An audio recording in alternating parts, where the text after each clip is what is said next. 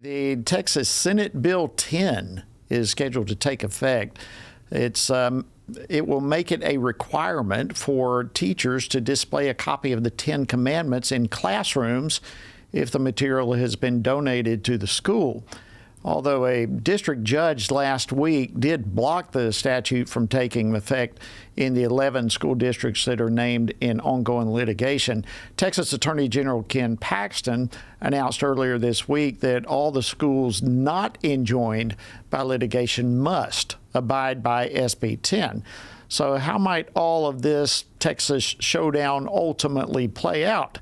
Well, joining me now to discuss this and more is Jonathan Saenz. He's the president and attorney for Texas Values, which is the family policy council for the great Lone Star State. Jonathan, welcome back to Washington Watch. Appreciate you joining us. It's great to be with you, Jody. Thank you. All right, so I briefly described SB 10, but why don't you unpack it for us a little bit more, especially when we consider that so many people are not describing it accurately. Well, it's great to talk about one of the most important pieces of legislation and law in the history of Texas. And I've worked on religious freedom laws and legislation for close to 20 years in the state of Texas. We've got great information on the Texas 10 Commandments law, too, if people want to go to the website, 10commandmentstexas.com. But this is a real simple issue.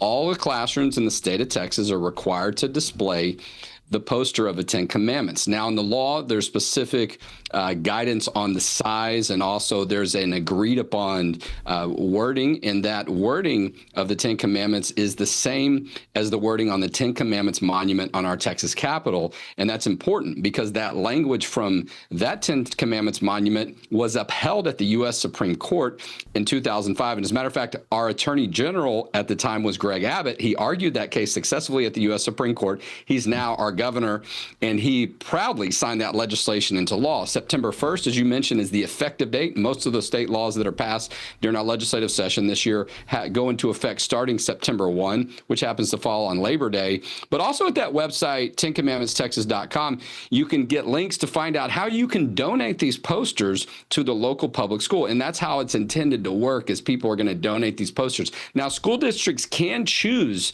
to purchase posters on their own, and through the website that we're using in our collaboration of great groups like Wall Builders and David Barton and others, they're only $1 for each poster, so it's really not much of an expense.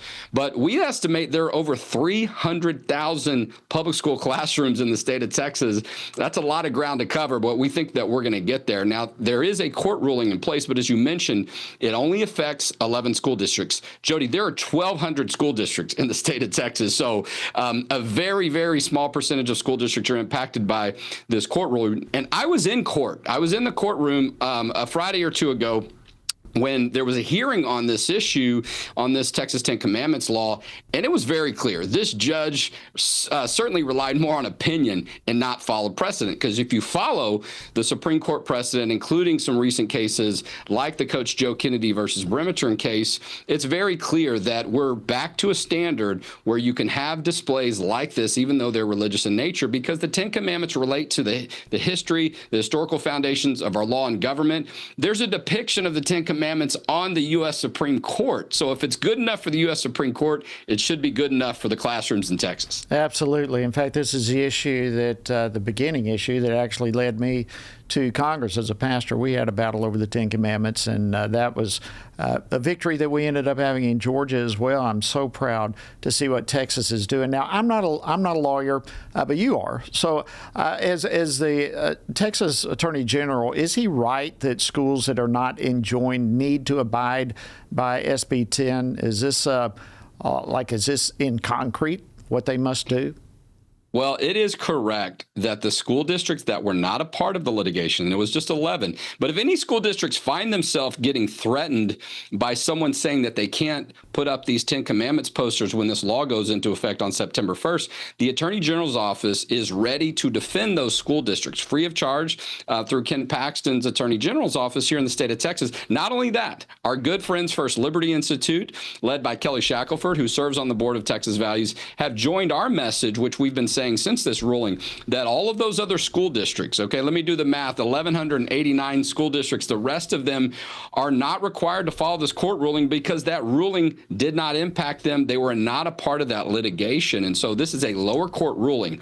And I'll tell you, Jody, some of the most important U.S. Supreme Court and Court of Appeals decisions that protect religious freedom and American heritage have started with a bad decision at the lower court, and no difference here. And I'll tell you, it's interesting about this judge, Judge Barry. I was in the courtroom, but he's also got a history of some bad decisions on religious freedom and also constitutional issues. Several years ago, a case that First Liberty was involved in, I was involved in at the time, and our Attorney General Greg Abbott at the time, who's now our governor, was a case where the judge said that a teenage valedictorian could not say a prayer at a graduation ceremony. Not only that, he said she couldn't say the word prayer. So this lower court judge has a history of getting overturned. We think that'll happen here. So in the meantime, the school districts, the other ones, not the 11, but the other 1,189, the presumption is that this law is constitutional and that's the law they follow. And so when they follow a state law also, they don't have to worry about being in jeopardy that they're going to have some type of liability,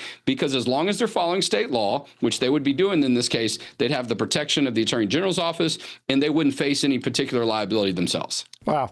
Great news. Great to hear that. All right. We've got maybe 30 seconds or so. What's next in the litigation of this whole thing, SB 10? Well, the Texas Attorney General's office, led by Ken Paxton, they have appealed this ruling of the lower court. And as I mentioned, this judge has a history of being overturned. So we expect the Fifth Circuit to take up that decision and reverse them soon. Now, there have been cases in the Fifth Circuit out of Louisiana that have taken up this issue, but they've asked the full Fifth Circuit to take a look at this issue. It may all end up at the U.S. Supreme Court. But in the meantime, it's great that it only affects a couple of school districts in Texas. And we expect to have a Court of Appeals victory on this issue.